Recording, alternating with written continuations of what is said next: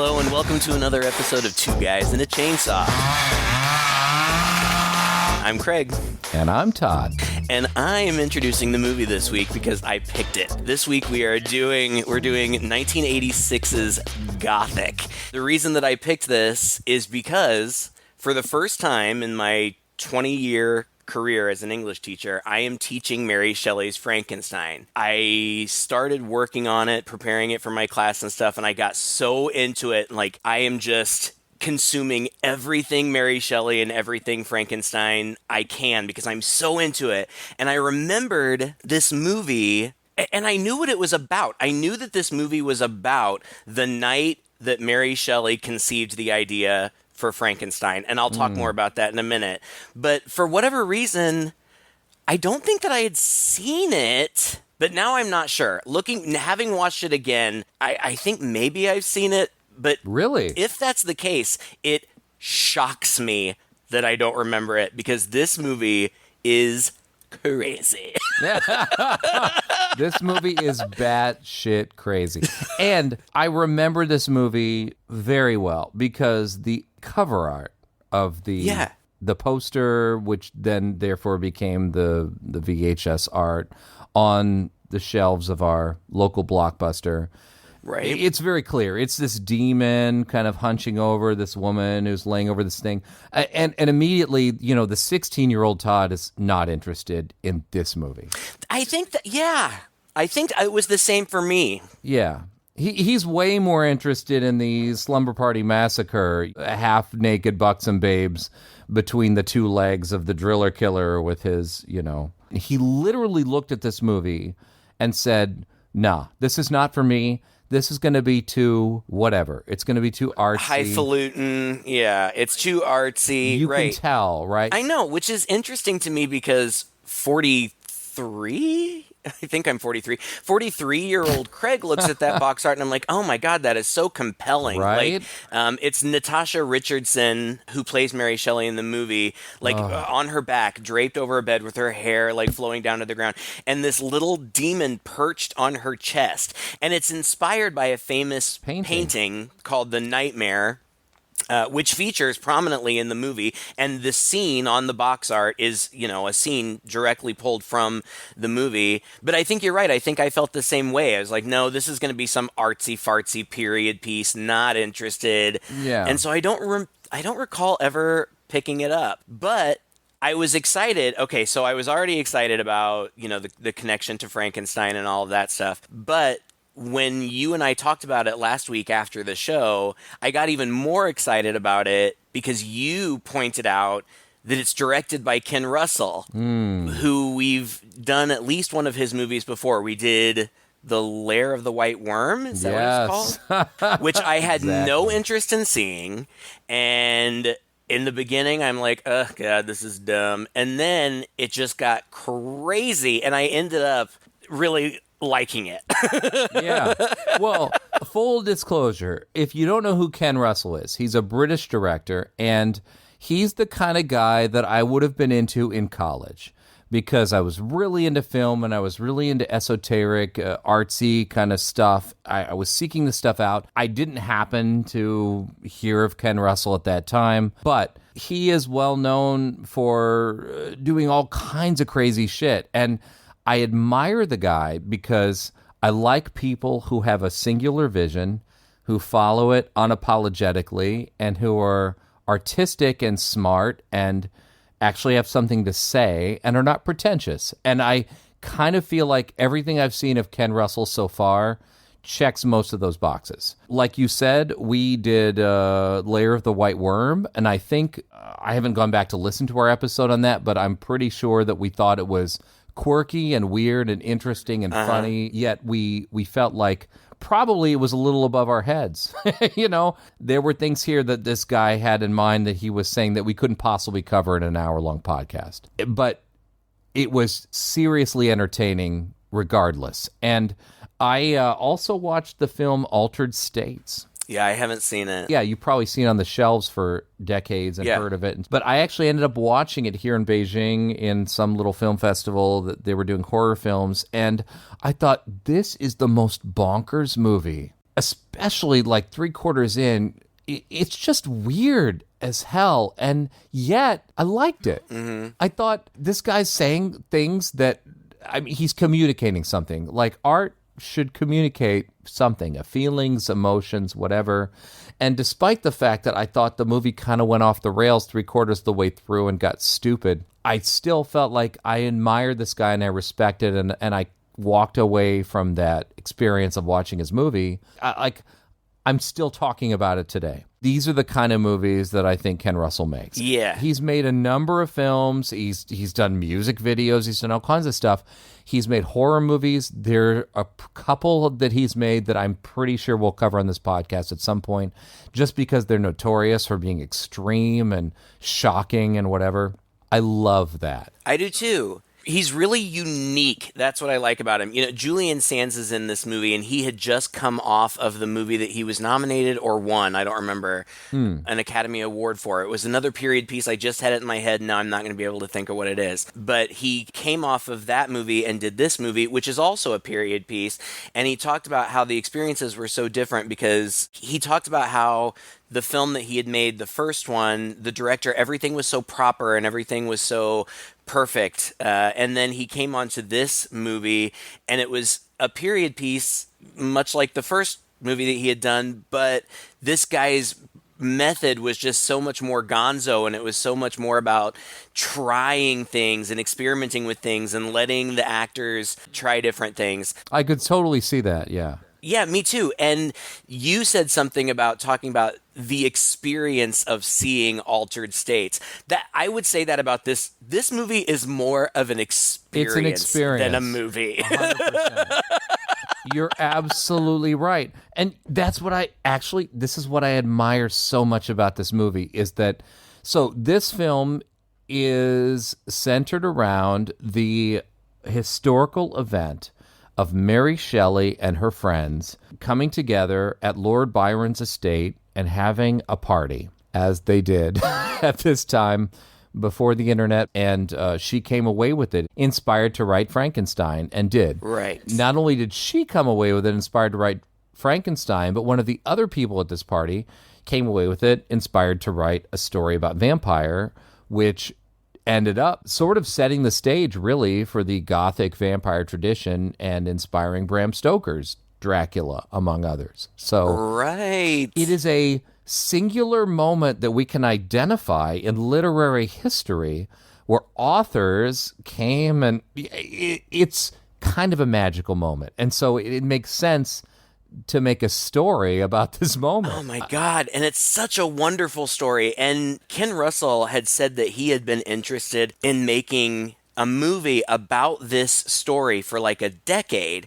And he had even been given another script that told this true story, but he just felt like it was just dry. It was just kind of a straight historical kind of thing.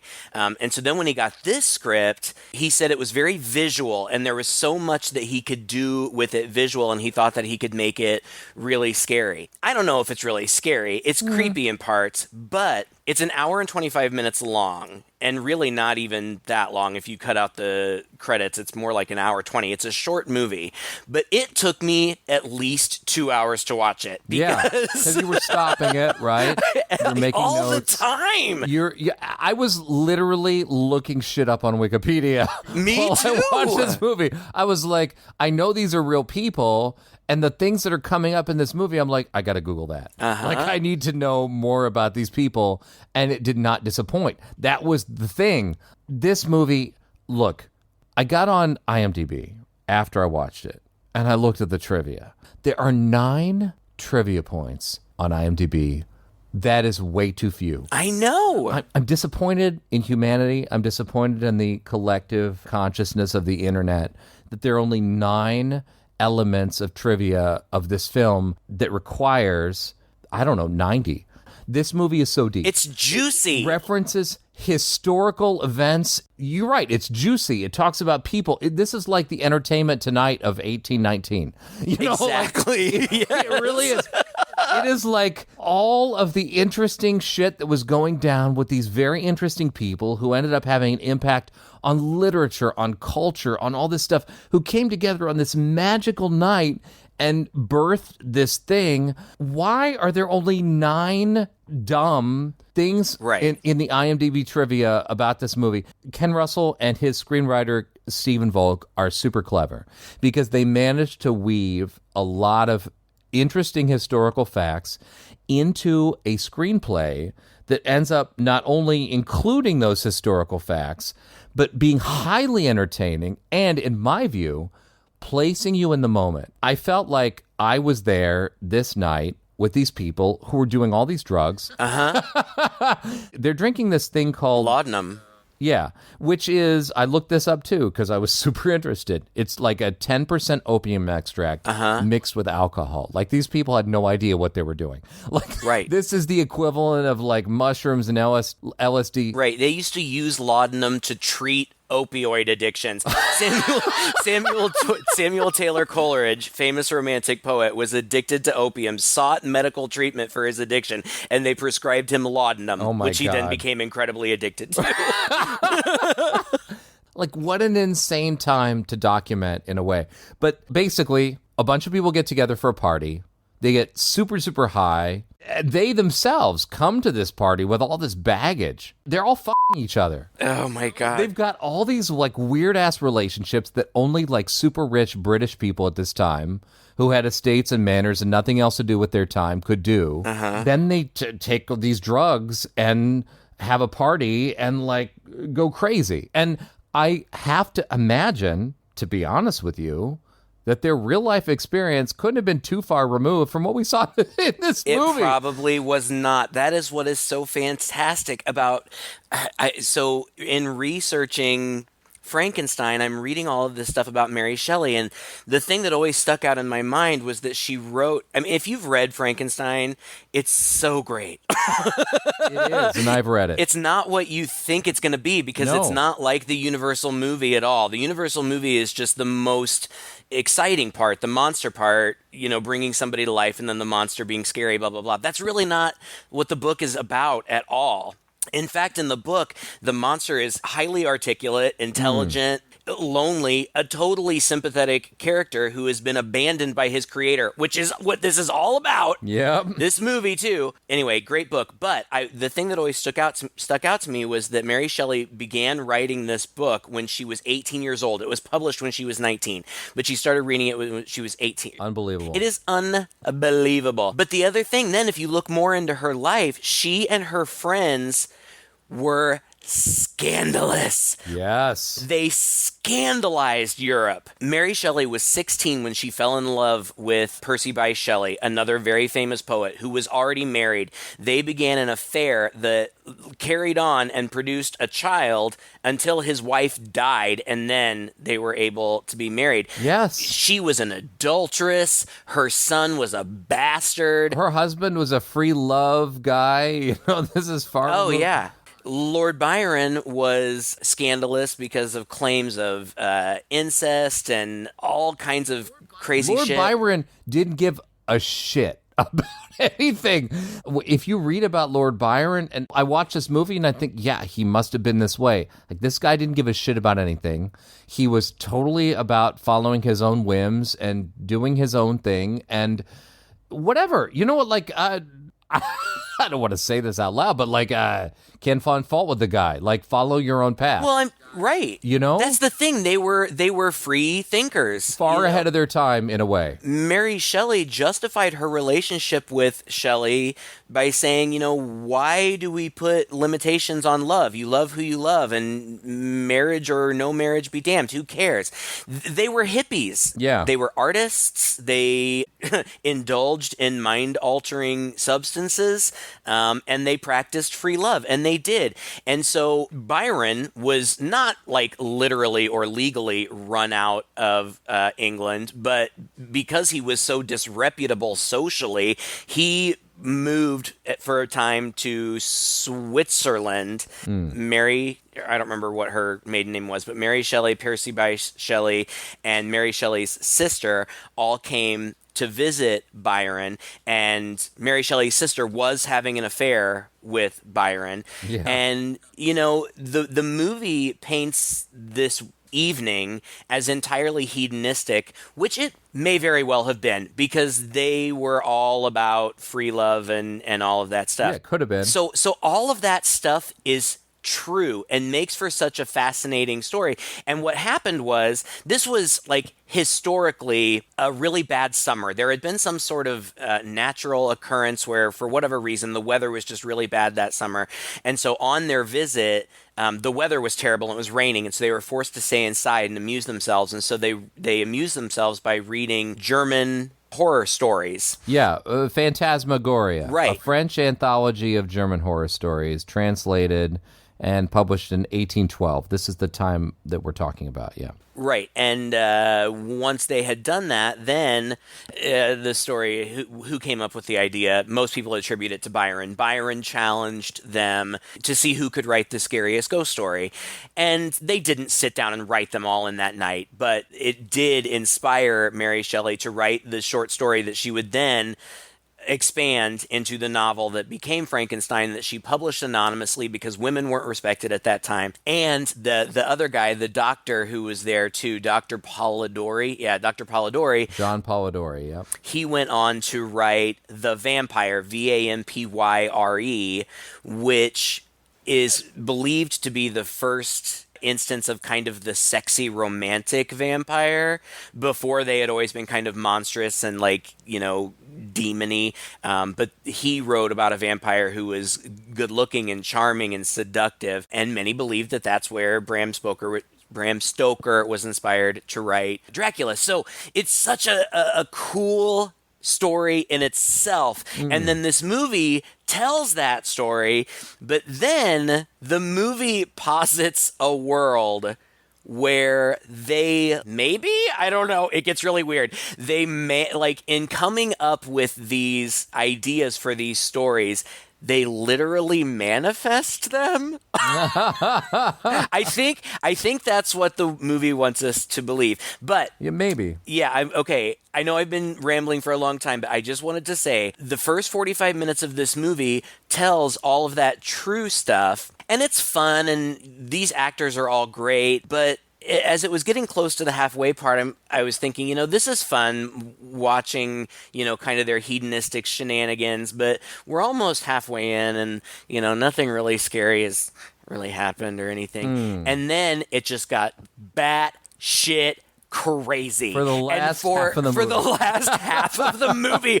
Oh my, I was like, what is happening? And a movie is bad shit crazy when you almost just stop taking notes. I know you're just like what's the point, right? Right. I'm trying to write down all the interesting things that I find, and I would be pausing the movie every 5 seconds to write down all the interesting things that are happening. And so I kind of stopped, but then I felt obligated because I have this podcast. So let me just say, Ken Russell, I know you're dead now, but it was an enormous burden for us to try to make notes on your movie because it's so dense and it's so interesting. And what better compliment for a director than that, right? I have 2 full pages of typed single space notes. Yeah, me too. I never take that many notes. And you're right, I was pausing every 5 seconds because you would just get flashes of images that would be on the screen for a second or two, and you're like, what is that? What is happening? Yeah. It's insane. And brilliant dialogue, insightful things. Everything feels meaningful in this movie. I know, and I don't even know how we're going to be able to go about talking about it. We can't. But not in an hour. It's just so good, and this is one of the horniest movies I have ever seen. there are nipples that come alive in this movie. Let's just put it that way. These people are the horniest people ever in the world. Super jealous. They'll just be doing mundane things like reading stories and fondling each other. Yeah. There's a full-out orgy More or less, point. yeah. Uh-huh. And the one guy, poor Dr. Polidori, like before they cut to the orgy, you just see Dr. Polidori sitting there looking at something anxiously, and in my mind I'm like, oh, he's watching them and then and then it cuts to them and they are. I called that. I totally called it. We might as well get into the story, but I don't think this is going to be our typical podcast where we can go through everything beat by beat because there are just too many beats. Yeah.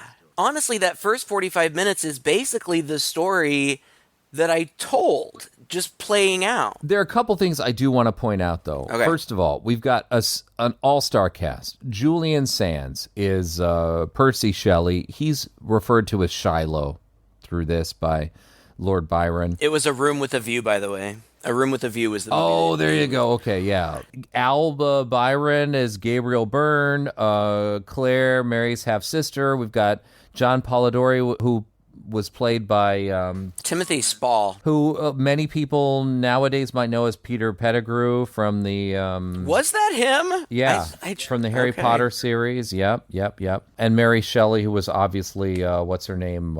Natasha Richardson. Yeah, beautiful, talented actress. She was married to Liam Neeson, daughter of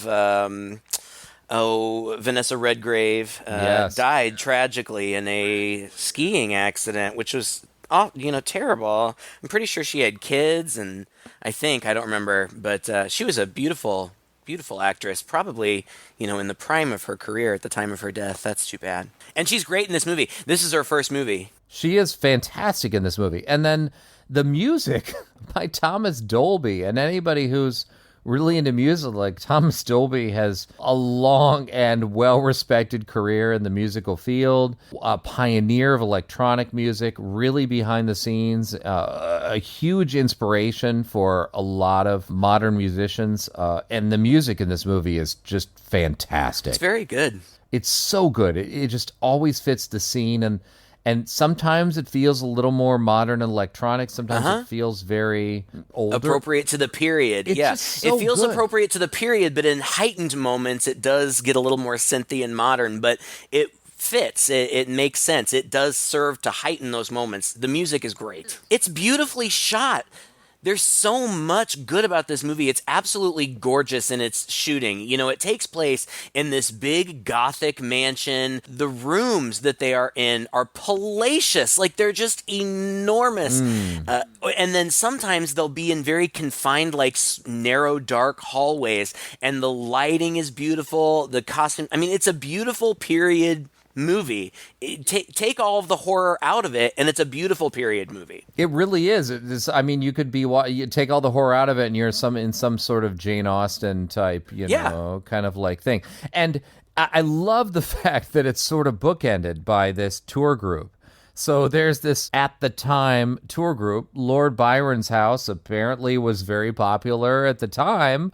And there are these Victorian dressed people who are on a boat in the lake or whatever across from the house looking through these binoculars toward the house while the person's saying, "And there, ladies and gentlemen, on the other side of the lake, we have the famous Villa Diodati, where Lord Byron, greatest living English poet, resides in exile. Romantic, scholar, duelist, and best-selling author of Childe Harold.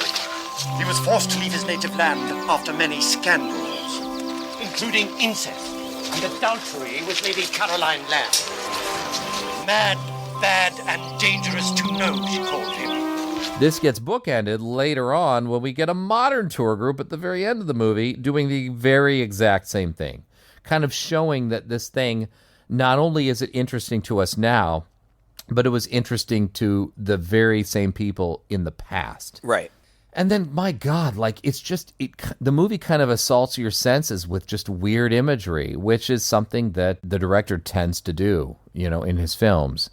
Mary Shelley and her crew arrive by canoe amidst the tour group, whatever, across the lake. And immediately there's this cute chase. You imagine these Victorian times. They didn't have a lot to do to entertain themselves, so they got cute and they just entertained themselves by telling stories and chasing after each other and having affairs and like all this stuff. Yeah. I love it. Yeah, I do too. And there's nothing that's really out of the realm of reality in these opening scenes. Not at all. But but there's a surreality to it. Yes. Like when they're coming across the boat, and Claire, who is Mary Shelley's half sister, is like doing the "I'm the king of the world" thing off the prow of the boat. Like she's leaning up over the prow, and they get off the boat, and some young girls come out of nowhere and chase Shelley and take his coat off. And this is never explained why. Then he throws a peacock and he runs to the house, and the like it's so weird.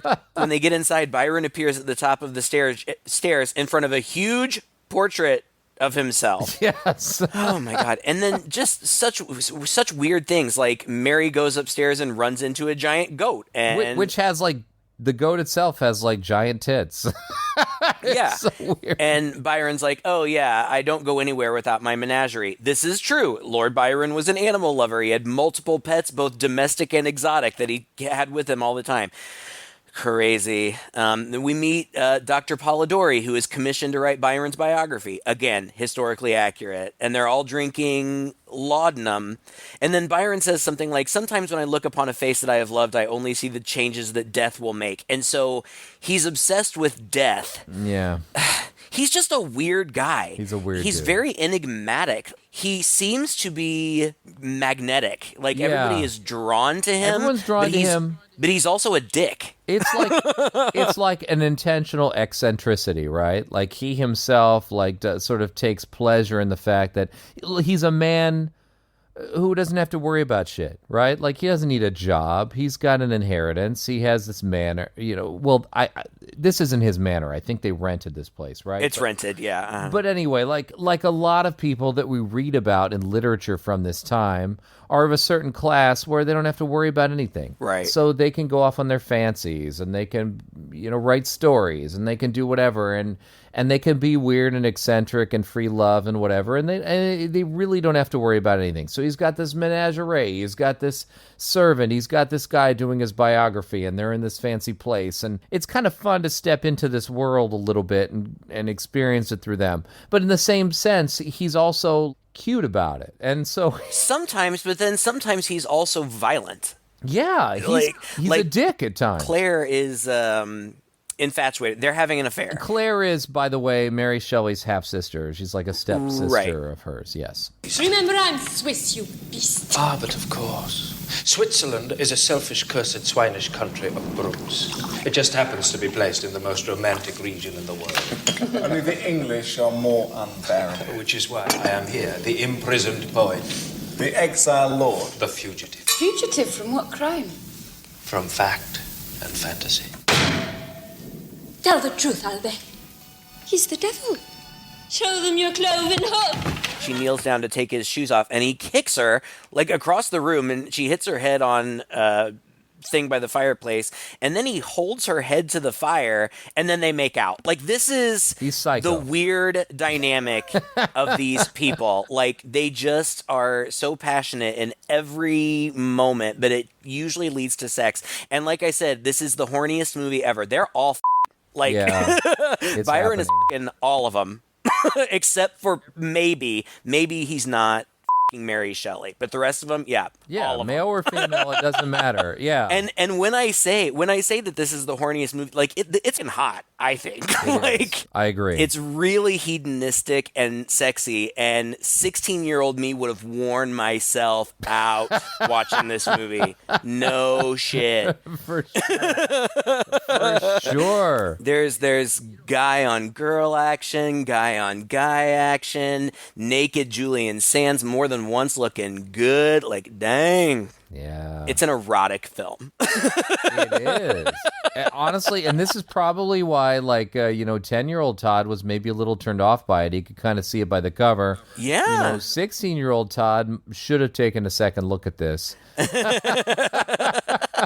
But there's a part in this, where they're doing these party games. I mean, if you've They read play hide and seek. If you've read Victorian era literature, you're very familiar with this kind of thing. Oh, people get together and these parlor stories, and they have these amusements, and they play these games and whatever. And anyway, they do hide and seek. While everybody else is running off, Byron says to John, John seems very uncomfortable at this, the doctor. He's like, party games. And then he says, is fear a game?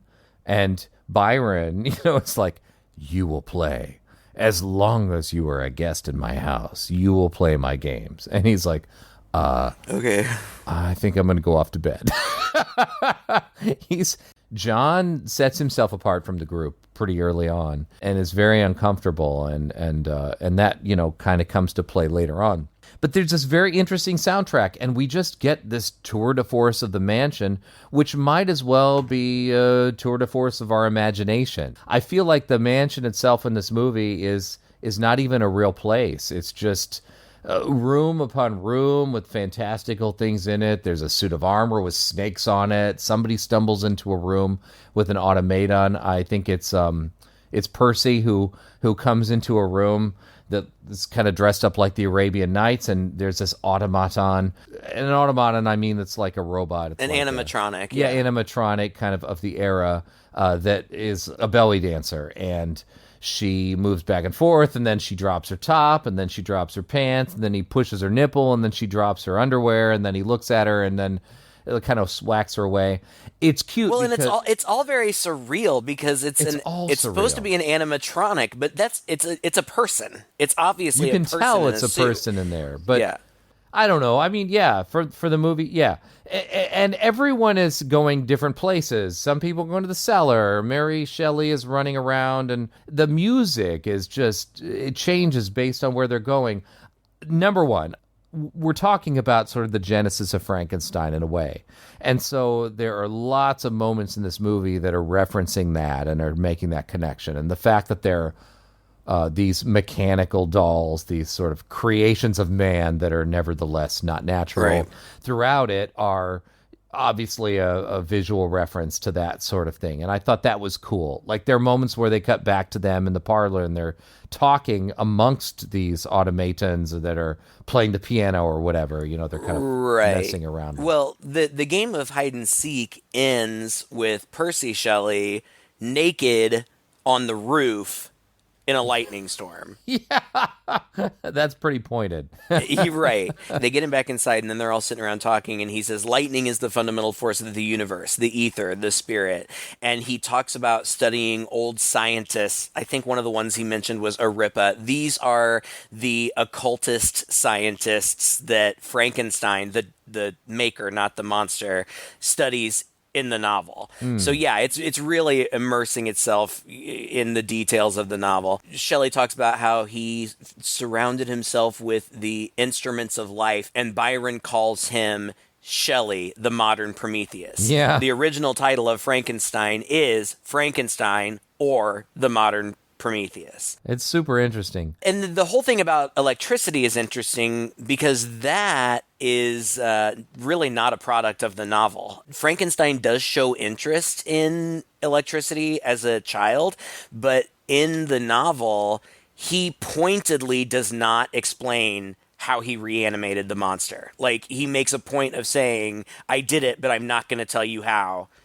Because it was a terrible mistake and I don't want anybody else to do the same thing. So the whole electricity bringing the monster to life is more a product of the movies. They go back in and then they start reading this book. Byron pulls a book off a shelf and says, hey, this is a little something I picked up somewhere. We should read it. And it's called Phantasmagoria. And this is an actual, like, they literally read this book at this time in this historical event. Yep. It's a French anthology of German ghost stories, translated anonymously, and it was published in 1812. And phantasmagoria means fantasy or hallucination. And I think that is sort of a driver for how we need to interpret the rest of the film going on and the event of this night. Yeah. They immediately start drinking this laudanum. And everything else that happens to them, it can only be interpreted as their own hallucinations.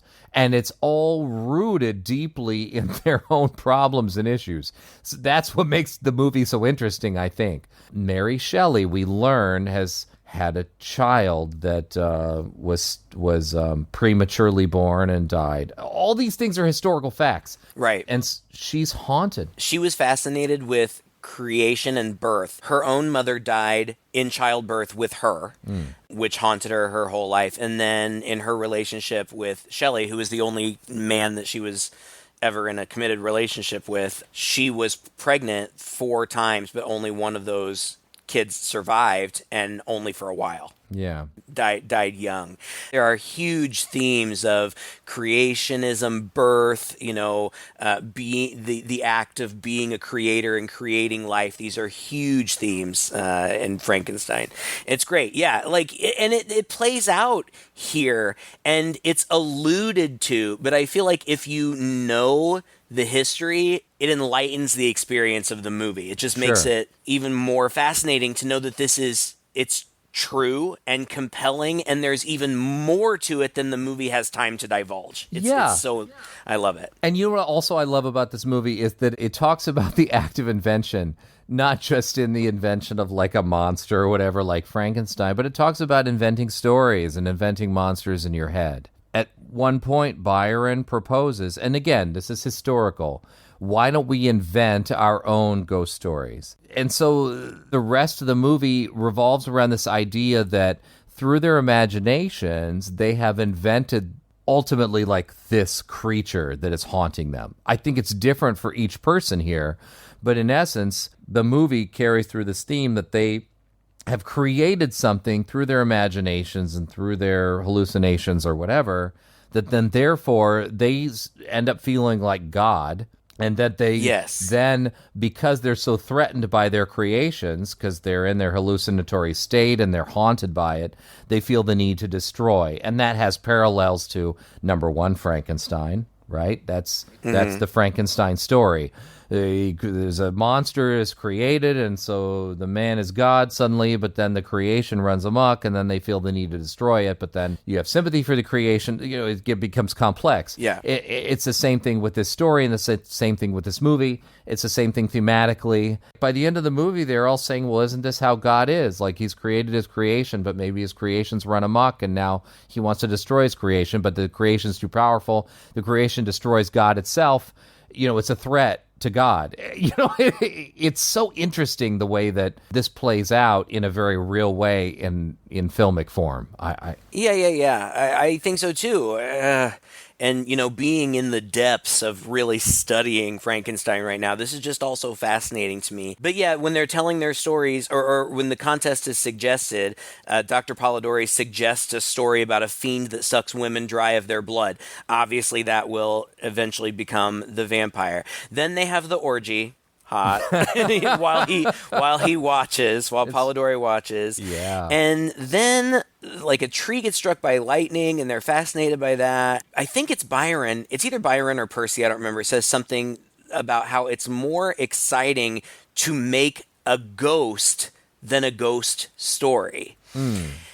And Mary Shelley gets uncomfortable with this conversation for some reason, and she goes out and she talks to Dr. Polidori about how she lost a child, and she says, I'd give anything to bring that child back again, kind of foreshadowing.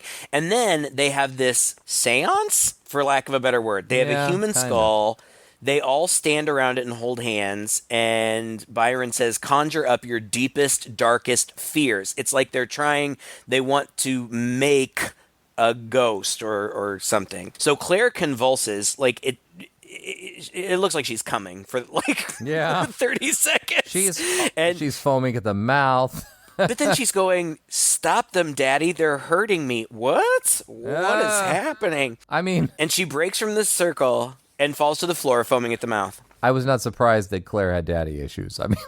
Yeah, well, the way she's into Byron, it's creepy. It's weird.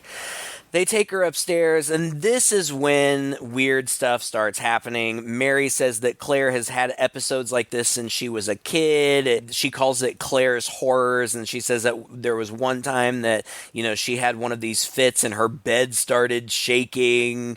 It sounds like she was possessed or something. Yeah. And then Polidori is super gay for Byron. Like, there's a scene where he, like, snuggles up to him and he's like, if there's anything I can do for you. Just let me know. But then he totally gets rejected. Like, I felt kind of bad for this guy because it seems implied that before the arrival of these other three, that Byron and Polidori were engaged in an affair. Yeah. But with the arrival of these other three, now Byron is distracted by not only Claire, but Byron is clearly super into Percy. Yeah. And Percy's into it. Yeah, for sure. Well, Percy's kind of into anything, but he's like a free love guy. And again, that tracks sort of historically, I suppose. Polidori is a super sympathetic character in this. I particularly enjoyed the scene where Byron and Claire are or are not, I'm actually not sure, hooking up in the room. They are. Behind his. And Polidori himself seems so distraught by this that there's a crucifix above his bed. I mean, God, man, the symbolism through this movie is just insane. He's like obviously troubled by his homosexuality or whatever, or religiously, whatever. Anyway, there's this crucifix he kind of takes down from the wall, but there's a nail that's sticking out of the wall. And as the other two are moaning or whatever is going on, he is basically flagellating himself. He's hurting himself by slamming his hand repeatedly against that nail in the wall. Yeah. And then he's like sucks his own blood. I mean, it's so... Yeah, at this point, it just gets so weird. Like, I still have over a page of notes, but it's just a series of bizarre things that happen. I don't know. Byron has a weird sex encounter with a servant named Justine, but he, like, puts a mask on her and calls her by a different name. He calls her Augusta. Now, did you read... I don't know how deep you read into all this. I looked into it, but there's a prominent businessman in America named August Byron, and that's all I could find. No, here's the deal. So Byron and Claire, again, it's a theme through this movie that Claire is pregnant with Byron's kid, and Byron is 100% not interested in having a child. Right, and then he eats it out of her? Yeah, wow, that was nuts. When Byron shows up with blood on his mouth, oh my God. After eating her out, I read everything I could find about it. I read the Wikipedia plot summary, and it's like he performs oral sex, which results in a miscarriage. What? Yeah. Like, okay. But in reality, Claire had this child. Oh, I didn't know that. Claire had this child. He wanted to kind of name her after him. His name is Alba, and he wanted to call her like Albie or something she wanted to. He insisted that she name their child Augusta. So there is this, this was Augusta Byron. This was the name of this child, and she sadly only lived to be 5 years old. Jeez. And Claire, it's weird, right? It's like this odd kind of circumstance where Byron didn't want to have this child. Claire ended up having the child anyway. He kind of abandoned her as a father, even though the child ended up going to, had a nanny and had a kind of schooling and whatnot up to 5. But the child died of illness, but Claire, for the rest of her life, blamed Byron, sort of felt like Byron's abandonment of his child led to her death. And he himself accepted a lot of blame for her death. And in later writings, basically laid this bare and said, yeah, I feel super, super guilty that I abandoned this child, and I feel responsible for her death. So a lot of that is, I think, reflected in the movie. Like, he's got this thing, like he calls a maid into his room to service him sexually, basically, but puts a mask on her and calls her Augusta. The movie is not only is it sort of purporting to be, thematically anyway, a historical account of this evening, but also it has lots of references to what will happen later. Yeah. Like these characters sort of foreshadow their own fates. Yes. And so if you understand and read about the history, you can kind of understand the movie a little better as well. Yeah, that's true. But again, like, there's just, oh my God, there's so much going on. There's too much. No, I like it. I love it. No, I'm not saying it's, It's too much for us to talk about. That's what I mean. It's going to throw all this stuff at you, and it's not going to go out of its way to explain it. But you know the historical context or you don't. And I don't think that you need to know it. It's still a fascinating movie, but there are going to be lots of things that happen that you're going to be like, what? Like, and it's not going to be answered. So Mary looks at some sex book, like a really graphic illustrated sex book, and then she finds a sketch of Lord Byron in it and gets super horny.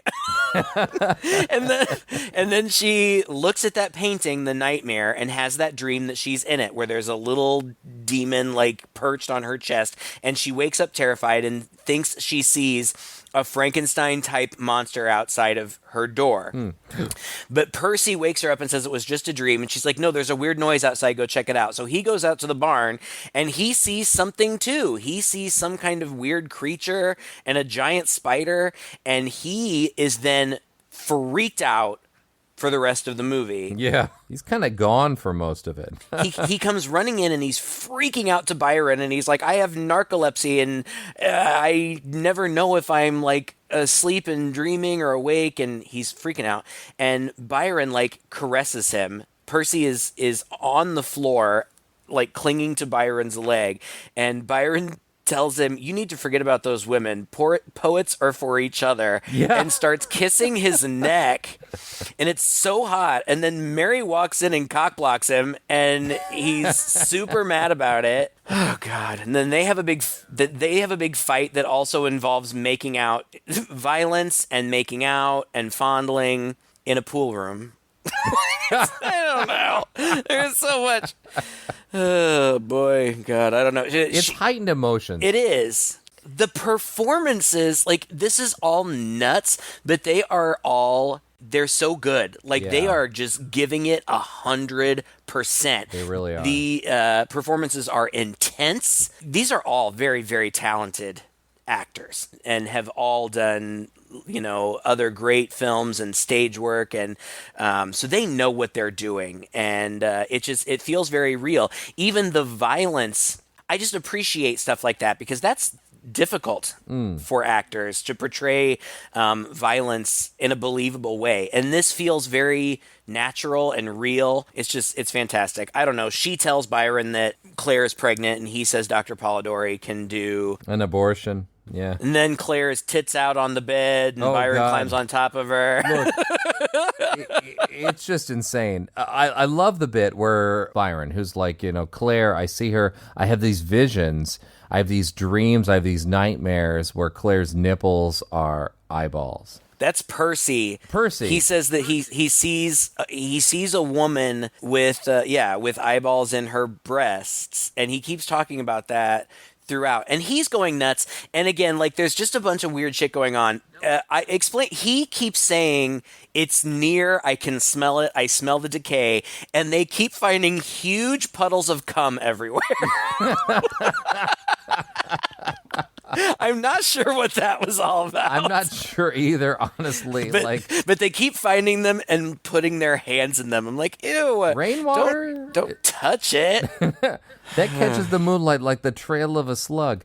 I don't understand that bit. Actually, I would love for somebody to interpret that for me. That bit where they're kind of looking at the attic and they insist that there's something up there. Percy and Mary, who have it's like a 10-minute scene, right? Where they're by the ladder that leads to the attic and they find that thing, and oh God, and he insists there's something up there, but then they get sort of distracted and they go elsewhere, yet there is this spotlight on that ladder. It's almost like a place they're supposed to go, but they never go. I can't figure that out for the life of me, but it's got to mean something in this movie. It's lit like a video game. Like, you know you're supposed to go up there. It's true. I think that what it's doing is that it's trying to establish that they have physically manifested something. Yes. In what they're doing, and there literally is something up there. But when they run away, Mary is by herself, and she stands at the bottom of this staircase, and Polidori is standing above her, leaning over the banister, dripping blood over her face.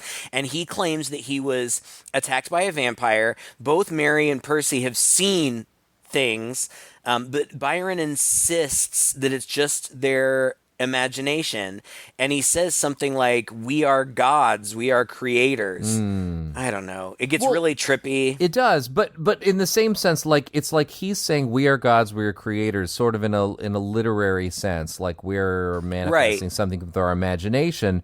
But it becomes a very real thing for these people. Like, this is a danger. Like, we've literally created something that is threatening us, and we need to shut it down. We need to exorcise the demon. We need to destroy the skull. We need to whatever. And I liked that. It brought these greater themes of God and humanity into things. I don't know what to make of all of it, but it felt heavy. Well, kind of, but it's also just confusing at this point. Because at this point, honest to God, I could go through them all, and there's a part of me that wants to, but there's just not the time. But like, it cuts to vampy Claire sitting on a pool table, and Percy comes in, and she whips her tits out, and she says, "Look into my eyes," and he does, and she says, "I said, look into my eyes." That was freaky. And he looks down at her boobs, and their eyeballs and her nipples, and they open up. It was so creepy. And then, like, John runs off, and it's like he's going to kill himself because he's tormented. And he puts his head into a noose, and he sits on a horse, and the horse is going to gallop away, and he's going to hang himself. But he didn't even tie the thing, I guess, up in the rafters, so he falls down. But then as the horse runs off, some kind of a demon or Frankenstein's monster, jumps down out of the thing and gets on the horse and runs off. Like, what does that mean? I don't know. Again, I think it's just that they have manifested. So, like, that is Frankenstein's monster. I think she has manifested it for, I don't know, or the inspiration for what will be.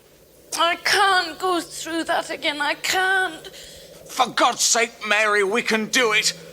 What we created with our minds, we can destroy. Yes, like God, we have created. And perhaps God, like us, wants to destroy his creatures before they destroy their creator.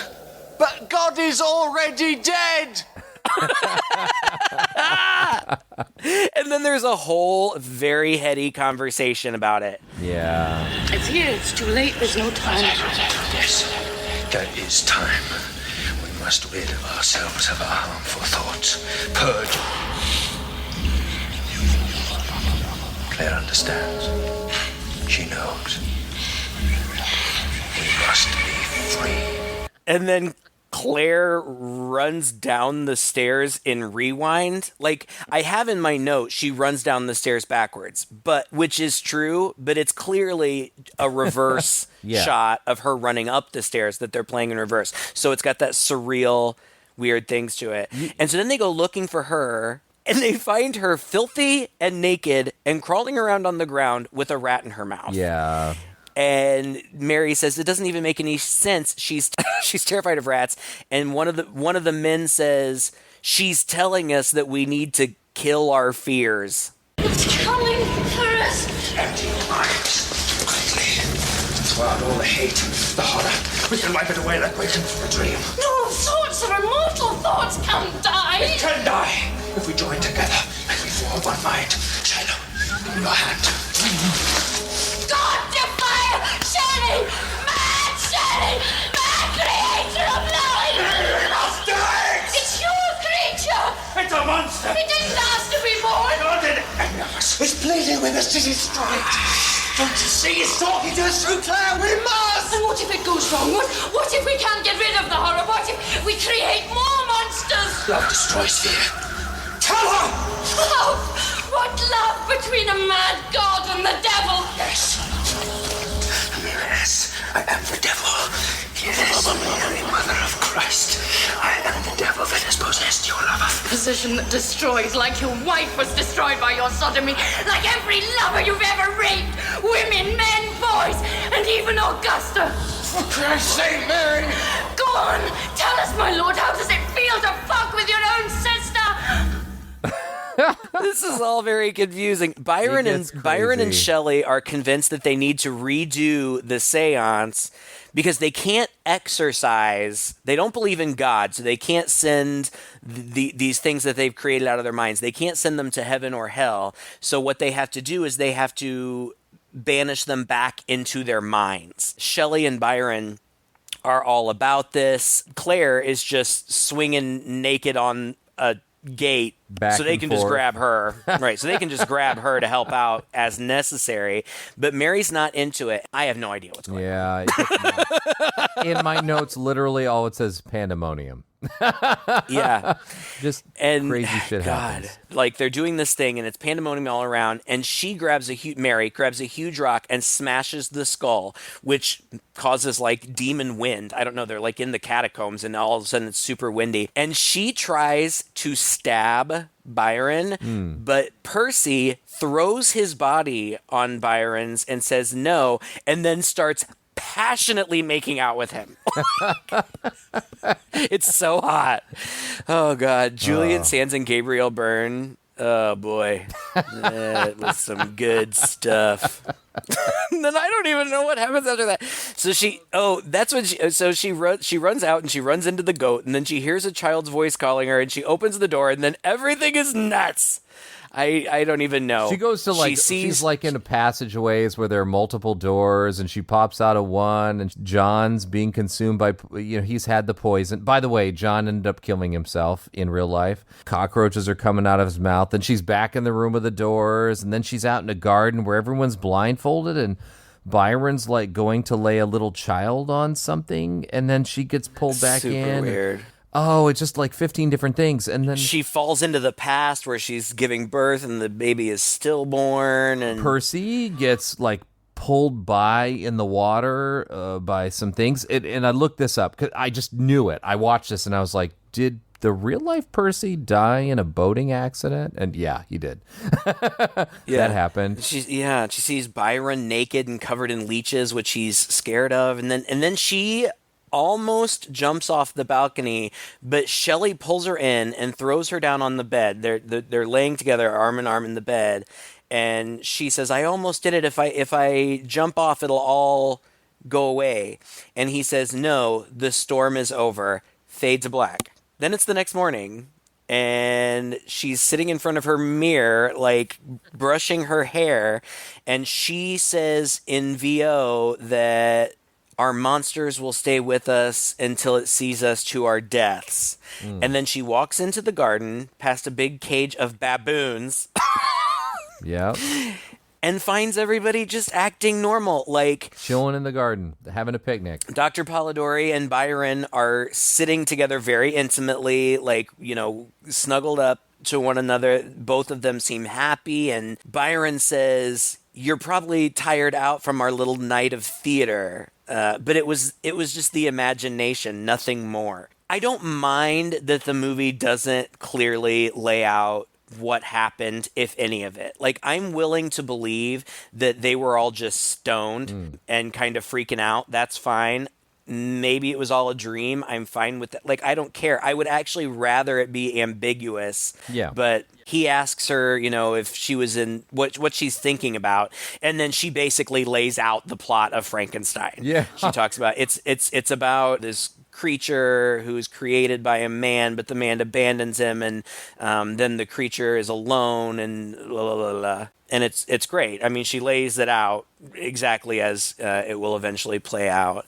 And then it jumps, like you said, to the frame story, basically, of these modern day, 1986 modern day tourists being given a tour of this estate and told all of the true historical salacious stories about these people. Yeah. And basically, this voiceover of this tour guide serves as an epilogue because it lays out the fate of all of the characters that we've been with through the whole movie. And you've pretty much explained it.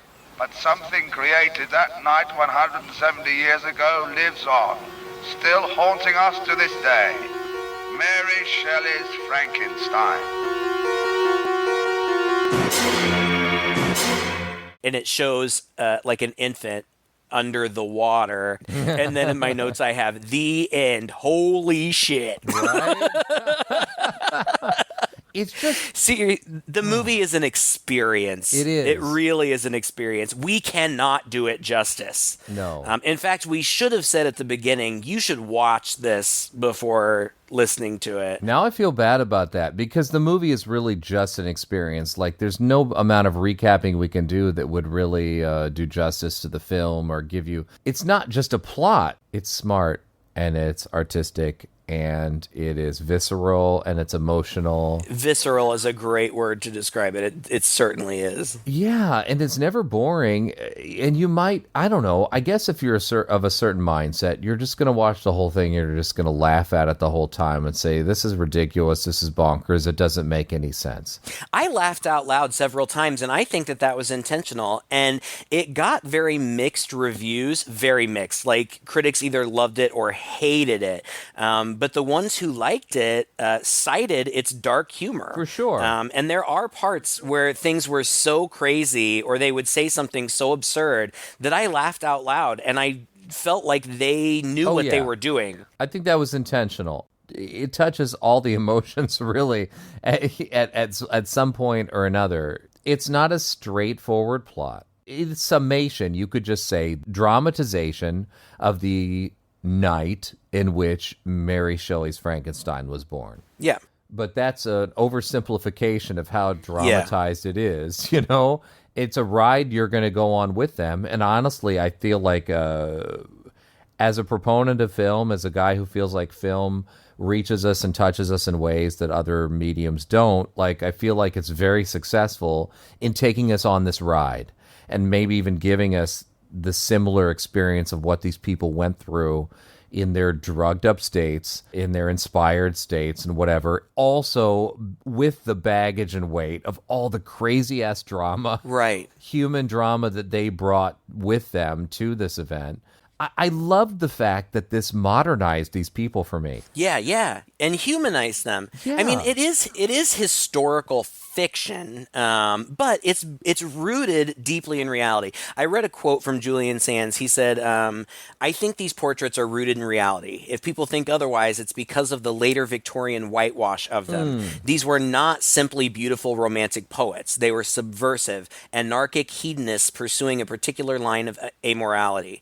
The film portrays Lord Byron as demonic and Shelley is on the verge of madness, but the film is an expressionist piece, and that's not an unreasonable expression of their realities. For sure. Yeah, I think that's great. Shelley was known as she was highly unstable. She had multiple breakdowns. She had issues, and for good reason. You know, she went through serious trauma. She had these weird relationships with people, not weird, but just very different for the time kind of relationships with people. And she was a pariah. She was, her own father cut off all ties with her because of her relationship with Percy Shelley. Wouldn't speak to her. So yeah, she went through a lot. And I'm sure that you know, all of those miscarriages, growing up without a mother, feeling guilt for the death of her mother, there was a darkness in her that is expressed beautifully. Now, Frankenstein, as I'm reading it, is not perfect, but it is really, really engaging, and it's a really engaging exploration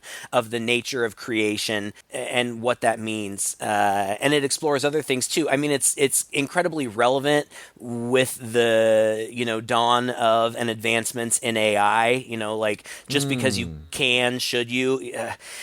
Its themes, I think, are still pertinent and relevant today, and I've just really been enjoying it. Like I said, you have to kind of willingly suspend your disbelief, but if you look at it as an exploration of some of those themes, it's really fascinating. And the fact that she wrote it at 18 boggles my mind. She's far more articulate at 18 than I will ever be. Right.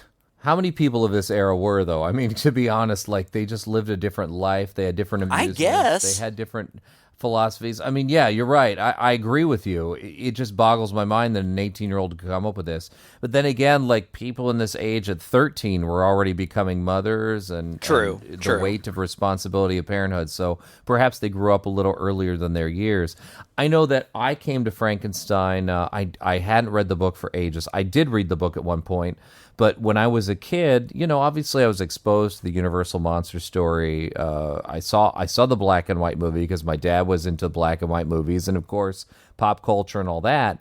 It was Classics Illustrated, I believe, the comic book series that took old literature like this and made it into comic books for kids and adults, really. And I read that, and I was floored. I could not believe I don't know, I was maybe 10 or 11, but I was shocked that the Frankenstein that I knew wasn't the Frankenstein that wasn't the original Frankenstein. Yeah. That comic book in that form, it was very faithful to the book. The themes of it and this idea this guy creates this thing that gets out of control, but the monster is also sympathetic, and then therefore the monster gets resentful towards his creator, and then the monster pursues his creator. He murders the creator's bride on her wedding day, and then Frankenstein himself is like pursuing him to all eternity, to Antarctica, through the end of time. Right, yeah. Like, that destroyed me as a child. To this day, it haunts me, this whole story, and the implications of it do.